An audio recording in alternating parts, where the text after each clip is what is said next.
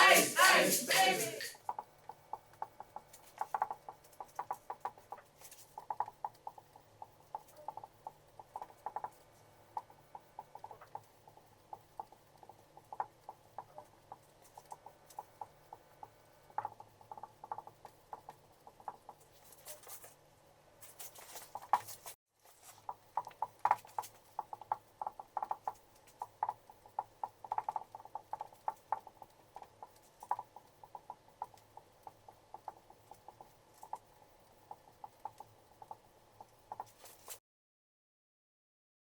In this recap of characteristic diffusion signatures in common electrochemical characterization techniques, I would like to summarize the concepts from our last video and link them to the lecture content taught before the electrochemical impedance section. If you have found that you would like to revisit them.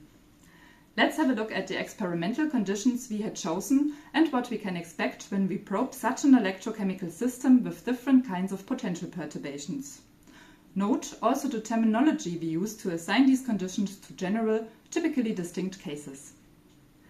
We have considered a redox couple in solution, meaning both the reactant, here oxidized species O, and the product, here reduced species R, are dissolved in the electrolyte while the electron transfer takes place across the electrode-electrolyte interface. We have used a conductive salt to support the electrolyte, so we can assume that we won't see any migration effects in our response signals, which are determined by the redox probe. Normally, we would use a higher concentration, but for demonstration purposes in the next video, we chose a concentration that proved to be sufficient to not affect the responses. The solution was quiescent, so there was no forced convection. Also, we do not consider natural convection induced by density differences. We employ a disc electrode with a diameter of several millimeters, which can be classified as a macroelectrode, where the zone of active diffusional transport is much smaller than the electrode. Thus, we can neglect concentration changes in the y and z direction and only consider linear diffusion in the x direction away from the electrode. If we apply a potential step to this electrode, we can expect a change in concentration. Initially directly at the electrode and in consequence the formation of a zone of reactant depletion and product buildup near the electrode surface. As time progresses, the diffusion layer becomes thicker and the diffusion rate decreases, and so does the current. Note that I have sketched a square root relationship here, and not an exponential profile as we have seen it for a capacitor. Considering the dimensions of the diffusion layer in our experimental timescale, we had used a large beaker for our electrochemical cell. We can therefore assume semi-infinite diffusion, where our diffusion zone starts at the electrode and can extend infinitely in the x direction from the electrode. This means that the concentrations of the oxidized and reduced species far from the electrode are equal to their bulk concentrations. The diffusive flux J at any point x can be quantified by Fick's first law of diffusion. Diffusion will take place down the concentration gradient dc over dx, as indicated by the minus sign, from high to low concentrations. The flux, which is the number of moles passing through unit area in unit time, also depends on the diffusion coefficient. The diffusion coefficient d describes the mobility of a specific diffusing species in a particular solvent. Over time, the diffusive flux changes the concentration profile itself. This process is described in Fick's second law. Let's move on to more advanced potential perturbations, which are used in electrochemistry to gather a lot of information about an electrochemical system. In cyclic voltammetry, the potential is varied linearly with time between an upper and a lower reverse potential. In the case of linear semi-infinite diffusion, such a shape of cyclic voltammogram, where current is plotted against potential, is expected. Let's consider the concentration profiles in front of the electrode developed for different points, and therefore times, for the first linear sweep of the CV. We have used equal concentrations of oxidized and reduced species. According to the Nernst equation, our starting point, the open circuit potential, is similar to the formal potential. If the concentration ratio is 1, this term becomes 0. If we shift the potential more positively, we induce a change in the concentrations at the electrode to reach the new equilibrium and a current flows. Additionally, since this concentration is now different from the bulk, a diffusion layer begins to form. As higher potentials are established, the concentrations at the electrode do not change much further and the current is maintained only by diffusion. The diffusion layer expands and the concentration gradient flattens. The current decreases accordingly. To describe the complicated diffusion layer shaped neatly with one thickness delta, the Nernst approximation can be used by projecting out the tangent to the concentration profile at the electrode until it intersects the bulk concentration. The timescale at which a given potential and diffusion layer thickness is reached depends on the scan rate. For the CV, the current at the peak potential is proportional to the square root of the scan rate. Now, in electrochemical impedance spectroscopy, we use sinusoidal potential perturbations of different frequencies as sketched here. For conditions where the impedance response in the probed frequency range is mainly governed by semi-infinite linear diffusion, we have observed a line in the complex plane plot with a constant phase angle of 45 degrees. In this video, we will derive a mathematical description for the impedance response of an electrochemical reaction governed by linear semi-infinite diffusion to make sense of this observation.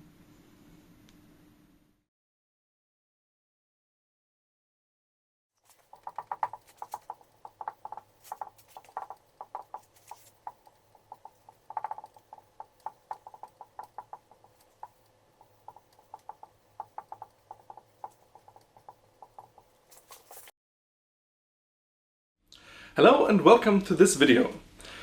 In the last time, we saw in the lab a strange phenomenon, which is a 45-degree angled line in the Nyquist plot. And here we immediately have a problem, because this time there is no electrical circuit element that shows this behavior. But still we want to find the impedance relation to understand why this happens and to gain useful information from it. What our goal is to find the typical equation for the impedance. And as we know, the impedance is the quotient of the applied potential perturbation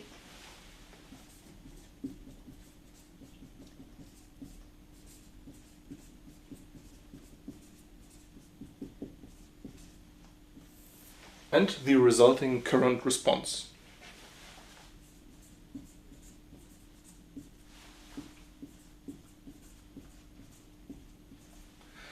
And since we don't immediately have a circuit element, let us begin by thinking about our system and understanding what we even have. First of all, what we have is an electrode. And we have an electrolyte in front of the electrode, which contains species that can be oxidized and reduced.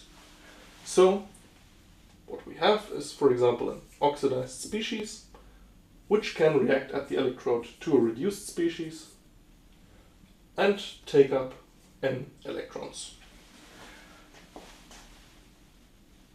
And of course this process can be reversed, so the inverse direction is also possible. And because the electrode in our case is pretty large compared to the scale at which these processes happen, we can treat this problem in one dimension, which is the distance from the electrode. And this is a distance which I will call x.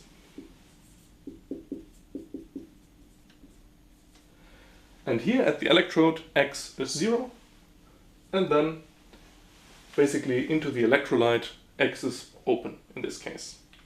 And now let's begin to understand, in terms of a causal chain, what we do when we apply a potential perturbation to the system.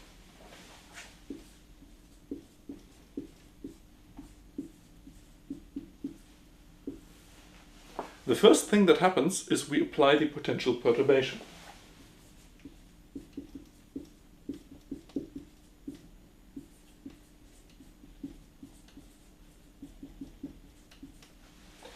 What this means is, via the Nernst equation, we are now manipulating the concentrations of ox and red For example, we may choose the potential so that oxidized species reacts to reduced species, takes up electrons, and this will lead to a concentration change, a decrease of the concentration of the oxidized species, and an increase in the reduced species.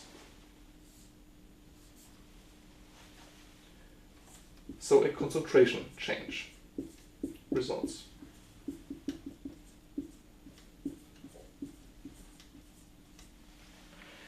In this case, I will call the concentration of the reduced species Cr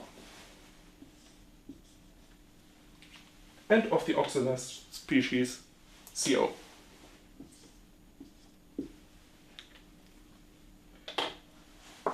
But now we have changed the concentrations at the electrode, which is at x equals 0.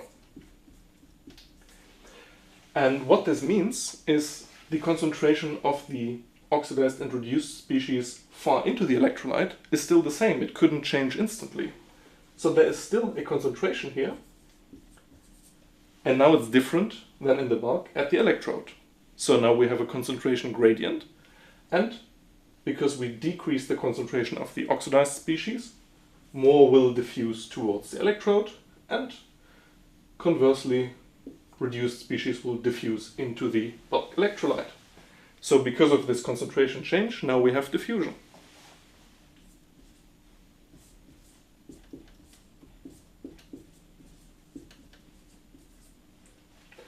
And as a result of these two processes, now we have a current that flows in the system.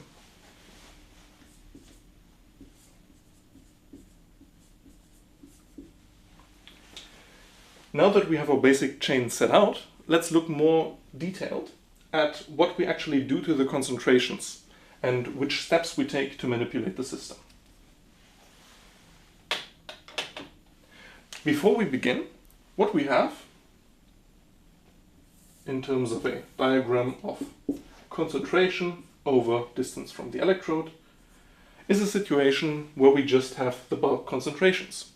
And in our experiment they were chosen to be equal, but in the general case they might be different. So we might have a concentration of the reduced species here, and in this case it's the bulk concentration, which I will denote with the index infinity.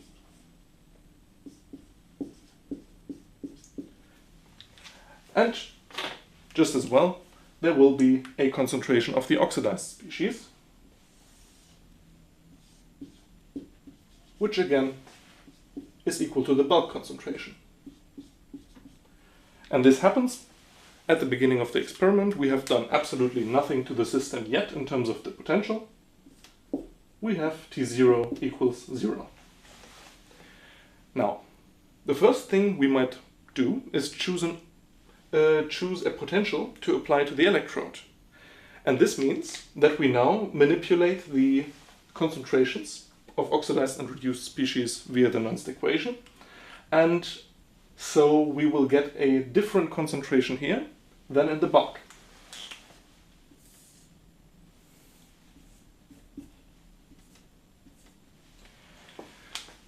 This concentration difference here will propagate into the bulk based on the Cottrell equation. But if we apply this DC potential at the electrode for quite some time, the rate of change is rather small. And especially with respect to the potential perturbations that we will apply, which are rather high frequency, we might as well treat this for our purposes as if this were stationary. So in our example, where we apply a potential so that more reduced species is created, of course we deplete the oxidized species. And we will now have a new concentration here near the electrode and some type of gradient eventually towards the bulk concentration. And the mirror image is the reduced species concentration, where it experienced an increase.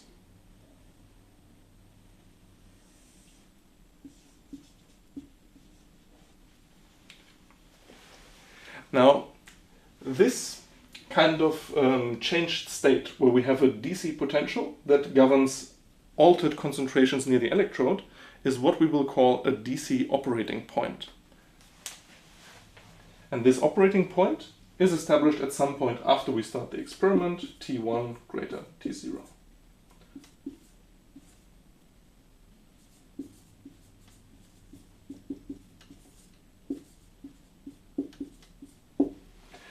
And now finally we get to the point where we perform impedance measurements. Now we apply potential perturbations on a small time scale. And what this means is that these concentration changes are not nearly stationary, but, well, they are quite fast and we have to consider the diffusion phenomena for them. And I will just sketch how they might look in this case. We might have for the reduced species some perturbation that looks something like this.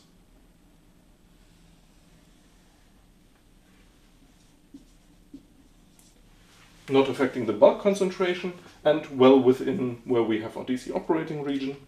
And we have the exact inverse perturbation for the oxidized species, where it may look something like this.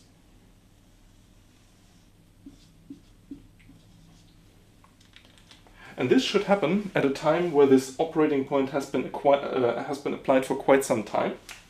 So we actually have an operating point and it's almost stationary. So this happens at T2 larger than T1. And we call this an AC perturbation.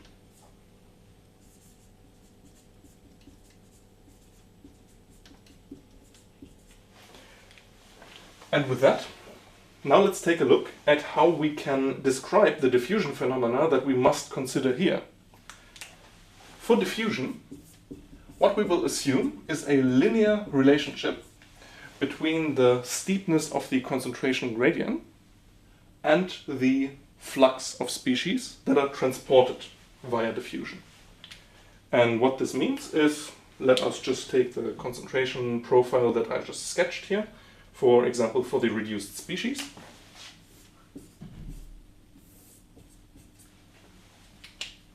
And it looks something like this.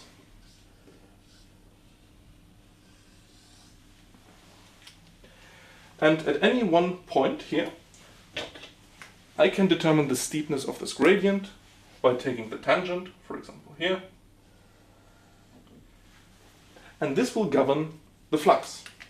So the flux of species is the rate at which the, for example, reduced species is transported. And I'll call this J flux. And it is linearly directly proportional via proportionality factor D, which is the diffusion coefficient.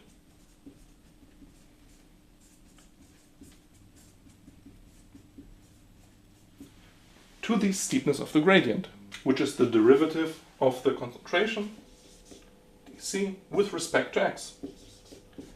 And because species diffuse down the concentration gradient, there's a minus sign. And this relation is commonly referred to as Fick's first law. Now, if we want to treat this problem over time, of course the concentration changes because, well, species diffuse to somewhere else. And what we have here is that the rate of change of concentration at any one point is related to, well, the ratio between what diffuses to this point and away from it, which we will describe with the second derivative of concentration regarding to x. And what we end up with is the partial derivative of the concentration, which is now a function not only of the spatial coordinate x, but also of time with respect to time, being proportional again via d to the second partial derivative of the concentration gradient with respect to x.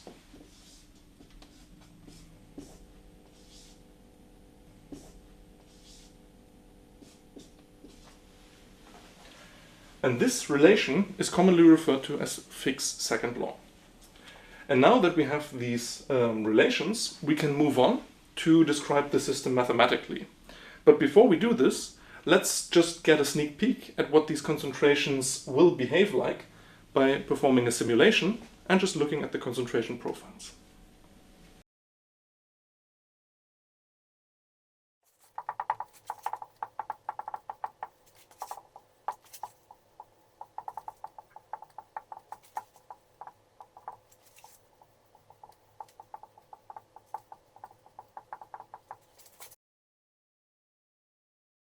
The concentration profiles that we just sketched were snapshots in time. However, as we can already see from Fick's second law, in reality, these concentrations will change over time. And to illustrate what that will look like, I have set up a simulation of the concentration profile due to a sinusoidal potential perturbation under the condition of linear semi-infinite mass transport. What you can see plotted here is the concentration over the distance from the electrode, with the electrode again being positioned at 0, and now both species color-coded with the oxidized species represented in blue and the reduced species represented in green. The potential perturbation causes a change in concentration at the electrode, and because of this changed concentration at the electrode, diffusion sets in, and we get a concentration perturbation that diffuses into the electrolyte. And as it diffuses into the electrolyte, it subsides in amplitude. And so at a large-ish distance from the electrode, this perturbation has basically subsided completely, and we return to the concentration that is determined by the DC operating point, here set to 1 millimolar for both species. Now what happens if we change the frequency? Here you can see the simulation for 1000 millihertz, 10 times the frequency. We can see that the amplitude of the concentration perturbation at the electrode is the same. However, it subsides over a shorter distance. We can look at this result in a different way. What you can see here is a two-dimensional plot. Essentially, you're looking top-down onto the electrode, where the y-axis now represents the position along the electrode.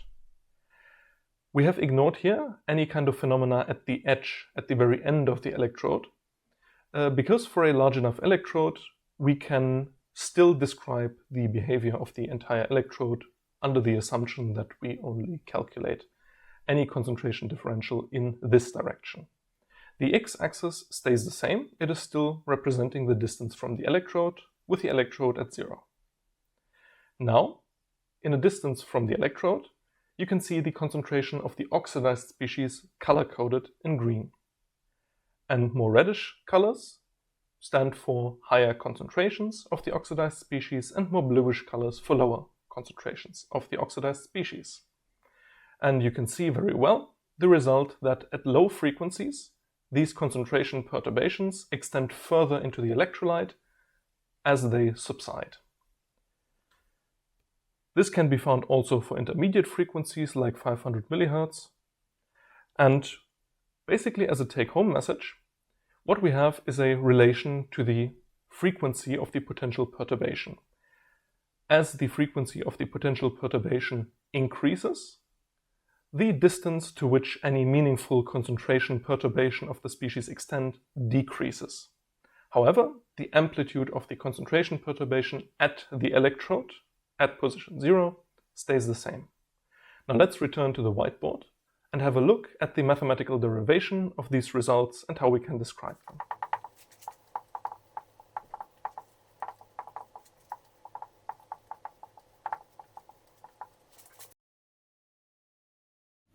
Now, how do we go about deriving the mathematical description of the concentration profiles we just saw?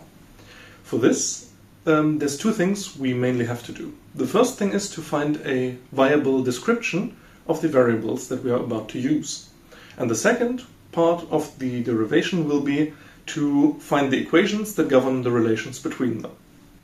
For first, let me again sketch the picture of the concentration profiles as we developed them in the beginning, where we had the plot of the concentration over x, with the electrode positioned at x equals 0, and we had the concentration of the oxidized and the reduced species. For example, where we have the reduced species here,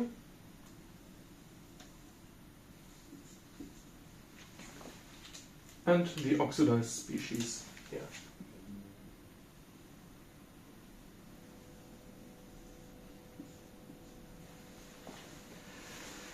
Now this situation, where we have applied a constant potential and waited for some time to have this kind of quasi-linear concentration profile is what we call the DC operating point.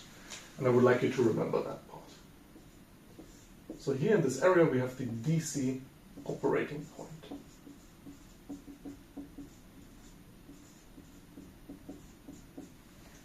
And now let's begin going down our causal chain and describing all the variables that we're about to use. The first thing is the potential that we apply at the electrode.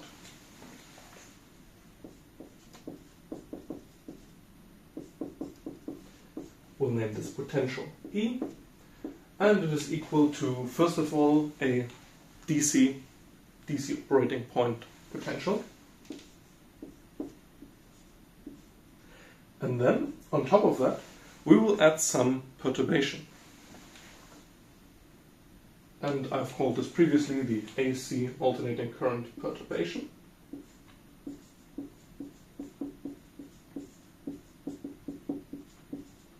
And I will label this for the further purposes as delta E. And what we did was we assumed a sinusoidal perturbation, and that would influence the concentration profile as sketched there in a way that we just saw calculated in the simulations. So let me re-sketch this. We will end up with some perturbation here. That will then decline over distance, and the inverse perturbation here in the reduced species. Now to describe this, I will introduce this term. What we have here is a phasor, E tilde, times the exponential term j omega t. And now, what does that mean? That here is a phasor. And for the potential that we apply, this is a sinusoidal potential. This means this contains information about the amplitude and the phase of this sinusoidal waveform. So this will be the amplitude times a term that phase shifts that, exponent of j phi e. And, well, for the potential, we can choose to reference all other variables that I'm about to introduce with respect to the potential. And so we can define this phi e as 0 and reference everything else with respect to phi e. So this means this immediately simplifies to 1 only for the potential. Now, what does this term mean? Let's recall what the complex plane representation of a sinusoid looked like. So what we have is, for example, here a plot in the complex plane where we have real and imaginary axes. And what we have is, for example, here a phasor that begins with a phase shift of 0 definitionally,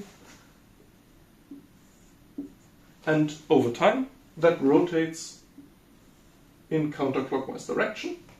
And what we have here, the length of the phasor, represents the amplitude. And this angle between the phasor and the real axis represents phi e. In this case it's 0, but here, if the point moved here, that would be phi e.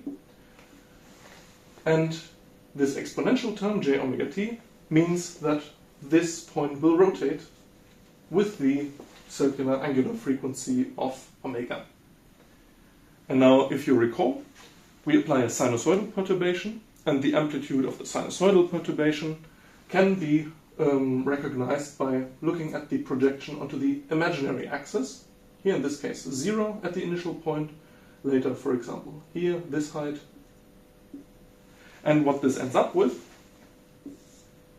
is a plot of potential over time, where we have a DC potential around which that potential swings, and we begin at 0 and have a sinusoidal waveform going. And this is all what is represented in this phasor times exponent j omega t.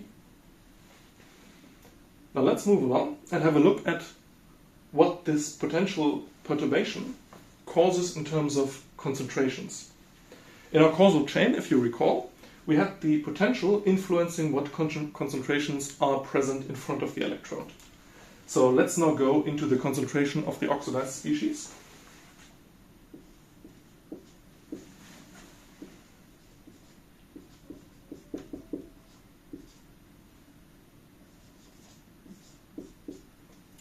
CO. So the first thing that we again can see is that we have a DC operating point. So that means we have quasi-stationary concentrations here in front of the electrode. So we will have some CO/DC. And what we then have done is we applied a potential perturbation here, which will now cause a concentration perturbation. And this is what you can see here in the diagram. So this is what our perturbation looks like.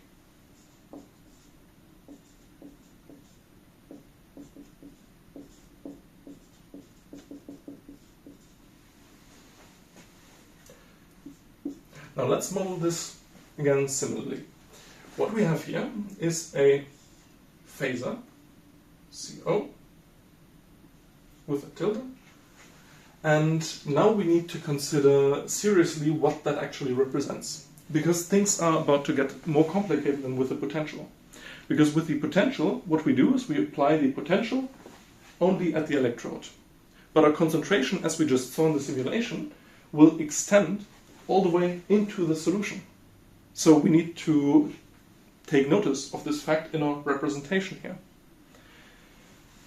How I would want you to visualize this is think about this phasor again in the complex plane.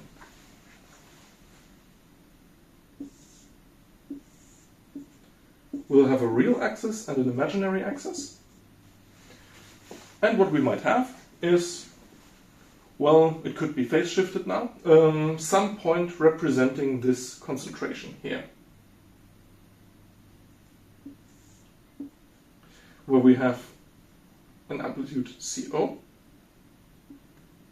But this is now, as I begin here in the origin, at the point 0 in terms of x.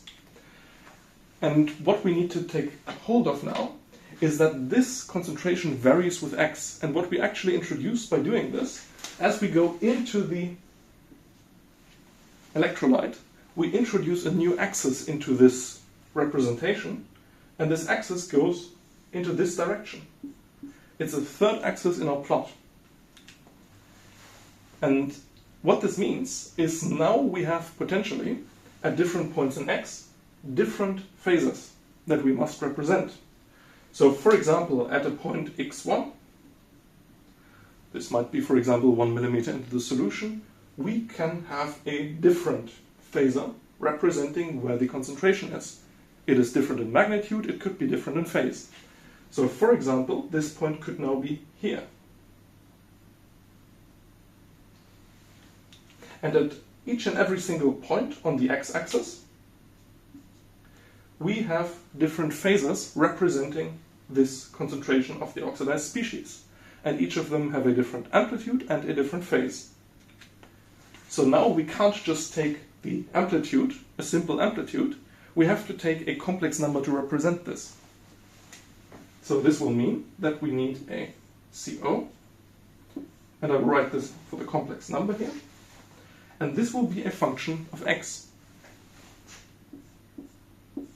As we go along the x-axis to describe this relation. Now, because we are dealing with a linear system, we can, to a great benefit, assume that the frequencies that we apply as a perturbation are the only frequencies that will appear in the response. So we can copy this term representing the sinusoidal perturbation to describe the temporal, the relationship with regards to time of this concentration here.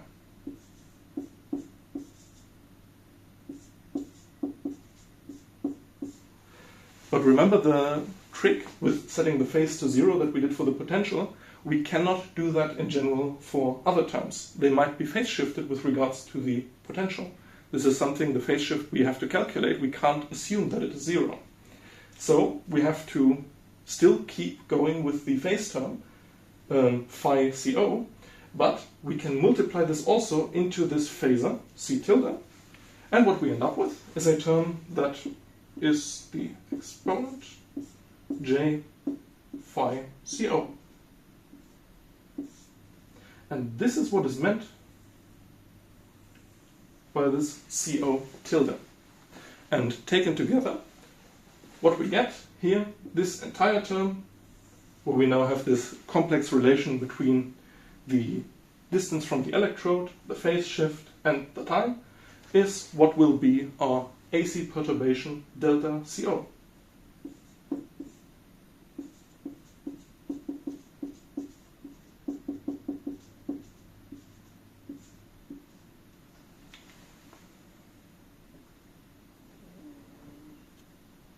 For the concentration of the reduced species, fortunately we can take the same representation.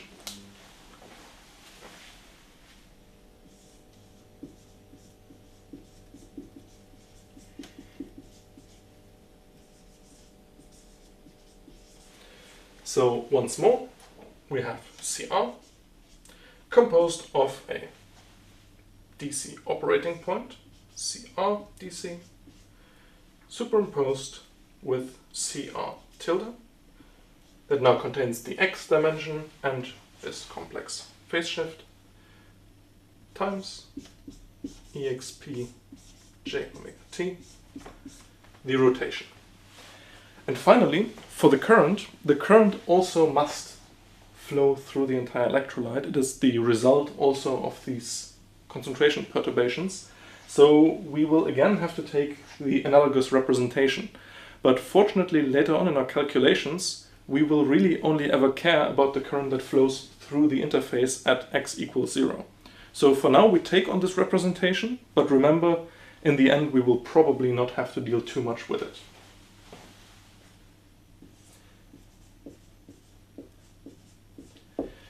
And consistently, we will take the current density here as I,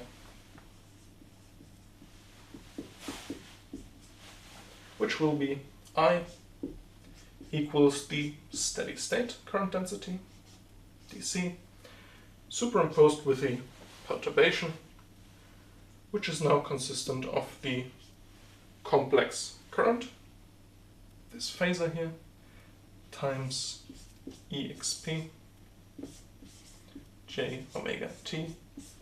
And now this I tilde, this current density, represents again the relation with regards to x. Now, as we go through our causal chain that we established, we go from the potential causing a concentration change in both concentrations, in the end causing a current. And now what we want to do is we want to find equations that govern the relation between these variables that we have now expressed. And for first, we would like to find a relation for the current density. Now, previously, when developing our mental model, we had assumed implicitly that the concentration change would just be related to the potential via the Nernst equation, just immediately following that. That is only true for reactions that happen really fast. However, in the general case, we must assume that our reaction may not be that kinetically fast, and we may have to pay attention to the electron transfer kinetics there. So we will have to introduce a term that pays its respects to that. Our current equation will be of the form, our current density will be a function of the potential, the concentration of the oxidized and the reduced species.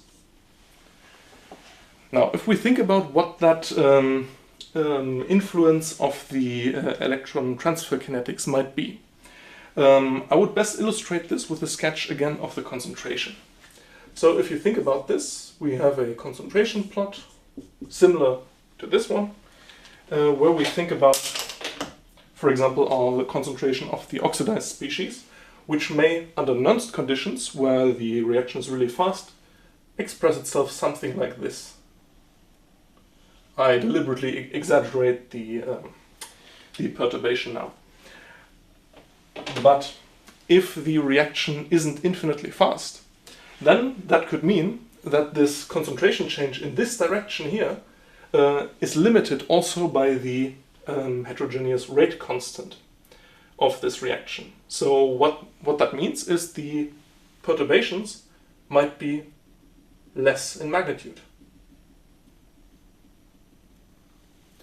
Something like this. So now what we go about is we want to also incorporate this type of influence into our equation, and the current is then dependent on,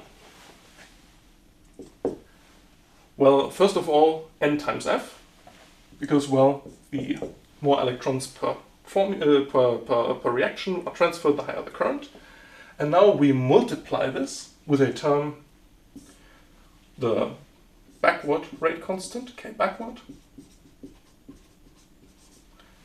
times the concentration of the reduced species, and we subtract from that the rate constant k forward times the oxidized species. And now what we have to pay attention to is what these are actually dependent on. So the forward and backward rate constants here are potential dependent in this case. And we will introduce and assume that they are governed by Butler-Fulmer kinetics in the further derivation that we will present, which then explains how they are dependent on the potential. And the concentrations here that are relevant for a current are the concentrations that take place, or the concentrations that we find at the interface. So for this equation, we care about what concentrations are at the interface because that's where the current flows. So this is at x equals 0, and here likewise x equals 0. And now the further step we have to do is we assumed a linear system that we have. However, this rate constant relation here will not be linear. In fact, it will be exponential, and so we need to linearize this equation for our description to hold. So, the next step is linearization. And for this, we use the multidimensional Taylor series, which is then called Maclaurin series, and this will be our current density is described with the partial derivative with respect to potential, di for dE, evaluated at the point E dc, or at the steady state, times the perturbation, the small perturbation, delta E, plus, well, that same derivative with respect to the concentration CO, evaluated at that same point, CO dc times delta CO, plus finally the partial derivative of the current density with respect to the reduced species concentration at the steady state times delta CR. And again, this is the point where we need to remember, for this linearization to be an accurate representation of a system, these perturbations need to be small so that the exponential relation that we will find can be approximated by a linear relationship. Now let's go on and look how we can, in detail, plug in these and calculate these coefficients here and derive the Warburg impedance.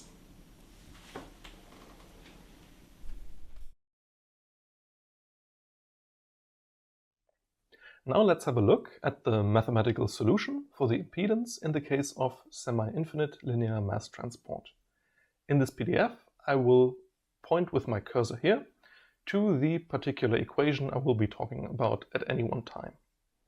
If you recall, we are talking about a reduction reaction, and the current density can be expressed with this general equation, and it is dependent on the concentrations of the reduced and oxidized species in front of the electrode, which means at x equals 0. But we also want to account for eventual kinetic limitations on the current. And for this, we introduce the expressions for the rate constants, which are given here, backwards and forwards, which are potential dependent, and we can fill them in to the previous equation 1, to arrive at the full current density equation given here in equation 4. This equation we linearize around the DC operating point as we discussed before. When we take these partial derivatives, please keep in mind to plug in all the variables here at the DC operating point as well. If we take these partial derivatives of equation 4 at the DC operating point, we arrive at the solutions given here in equations 6 to 8. Now what we want to do is we would like to find expressions for the concentration perturbations that we have as a function of the current, to be able to later find an expression that is a relation between the potential perturbation and the current perturbation. And for this we need to apply Fick's second law, which describes the relation of the rate of change of the concentration and the concentration gradient as a dependence of the spatial variable. And if we apply this here to the concentration perturbations and simplify, using that the concentration perturbation has a term CO with a tilde, which is dependent on x, and a term exponential j omega t, which is dependent on t. And we simplify and arrive at equation 10 for the oxidized species and completely analogously at expression 12 for the reduced species. This means that we have now arrived at a system of second-order differential equations, which are given and summarized again in equations 13 and 14. Such equations have general solutions, and the general solutions consist of a term that is exponentially falling with x and a term that is exponentially rising with x. And both of them have mathematical factors in front of them, a and b, and a slash and b slash in the case of the reduced species term, which we must find by applying boundary conditions to our system. And there will be two boundary conditions that we need to take account of here. The first boundary condition is that we have no perturbation far from the electrode. This means as x tends towards infinity, the phasors for these concentration perturbations must tend towards 0. And this means immediately that the terms where the concentration phasor is rising exponentially with x must be 0, and the phasor equations simplify to 17 and 18. The second boundary condition that we will apply is the relation between the concentration gradient and current density, which you will recognize as being a rewritten form of Fick's first law. And that means that the gradient of the concentration perturbation phasor is related to the current that flows through the interface. And if we rearrange this equation, we can find an expression for A. And with that, we have arrived at a solution for our concentration perturbation phasor. We can apply the similar calculation from equation 18 in this case for the reduced species. Another way to write this here is in form of the conservation of mass, which means that whatever diffuses towards the electrode and gets reduced or oxidized must diffuse away again so that nothing accumulates in front of the electrode. And this can be written in another way here at x equals 0. And if we set our solution that we have obtained in here, we obtain a true statement. So the solutions that we get in equations 19 and 20 make some sense.